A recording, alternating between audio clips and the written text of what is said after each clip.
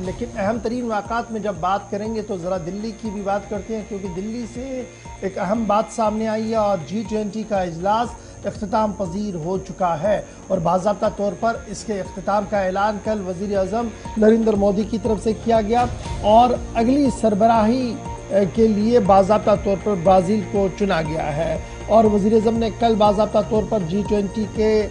इख्तिताम का ऐलान किया और इख्तितामी अल्फाज के साथ ही उन्होंने एक बार फिर इस बात को दोहराया कि G20 का एक और इजलास जो वर्चुअल मोड में होगा वो नवंबर के वस्त में हो सकता है। न सिर्फ इतना बल्कि उन्होंने अक़वाम मुत्तहिदा सलामती काउंसिल के बारे में एक बार फिर अपने मौक़िफ़ और भारत के इरादे को दोहराते हुए कहा कि अक़वाम मुत्तहिदा सलामती काउंसिल के अंदर तौसीक़ करना वक्त की अहम तरीन ज़रूरत है और अक़वाम मुत्तहिदा के अंदर नई रूह फोंकना भी वक्त की ज़रूरत है। G20 के कामयाब इजलास में जिस तरीके से दुनिया भर की बड़ी माइशतों ने एक बार एक ही पेज पर आकर इंतहा पसंदी, तामीर और तरक्की और दीगर मामलात पर एक जुबान होकर बात कही है, वहीं पर अब ज़रूरत है कि इस्लाहात किए जाए। फ्रांस के सदर, जर्मन की चांसलर, कनाडा के वज़ीर आज़म समेत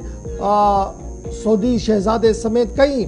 लोगों ने वज़ीर आज़म की तरफ से मुनक्किदा करदा G20 के इजलास और इंतज़ामात पर शुक्रिया का इजहार किया है। न सिर्फ लीडरान की तरफ से शुक्रिया का इजहार किया गया बल्कि बॉलीवुड और हॉलीवुड के कई लीडरों की तरफ से भी बयानात सामने आए हैं। ताहम ये साफ कर दिया गया है कि इस इजलास से भारत की छवि दुनिया भर के अंदर मज़ीद मजबूत हुई है। कल इख्तितामी तकरीब पर वज़ीर आज़म ने जहाँ अगली सदारत ब्राज़ील के सदर को सौंप दी है और दिसंबर में बाज़ाब्ता तौर पर ब्राज़ील जो है वो अब नए सरबराह इजलास की सरबराही करेगा और वहाँ से एक नए आगाज़ होगा। ताहम उन्होंने इस बात की भी वजाहत की है कि अक़वाम मुत्तहिदा सलामती काउंसिल से लेकर दुनिया भर के मामलात, एशिया अफ्रीका मुल्क और दीगर मामलात को लेकर जो पेशरफ्त हुई है इसके मस्बत नताइज जो है वो पूरी दुनिया के अंदर देखने को मिलेंगे। तस्वीरें कल से लेकर आज सुबह तक किया, क्योंकि मेहमानों का वतन वापसी का सिलसिला शुरू हो गया है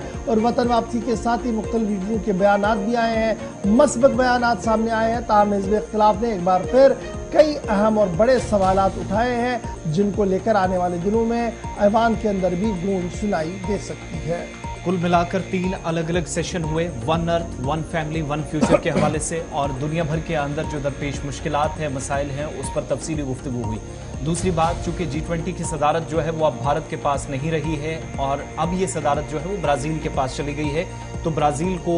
यानी सदारत वज़ीर आज़म की तरफ से सौंप दी गई है। अगला जो सेशन होना है वो मई के महीने में ब्राज़ील के अंदर होगा, लेकिन उससे पहले चूंकि कुछ इजलास जो G20 से पहले जो फाइनल सेशन होता है किसी भी मुल्क की सदारत होती है और साल 2000-2001 के बाद मुसलसल ये सिलसिला तो जब से चल रहा है, उसके बाद अब जाकर पहली बार ऐसा हुआ कि जो वर्चुअल मीटिंग्स का सिलसिला भी है तो वज़ीर आज़म की जानिब से एक तजवीज़ रखी गई है। अब क्या इस पर मुख्तलिफ मालिक हामी भरेंगे या नहीं, क्योंकि ब्राज़ील को अब मेज़बानी करनी है तो हतमी फैसला वहाँ से होगा। ये तो एक तरफ की बात है। सेशन 3 अलग अलग हुए, मुख्तलिफ पहलू थे और ये जो दो तरफा मुज़ाकरात थे वो भी भारत, अमरीका, भारत, बांग्लादेश और भारत तुर्की के दरमियान और सऊदी अरब के दरमियान। आगे चलकर इस पर और गुफ्तगू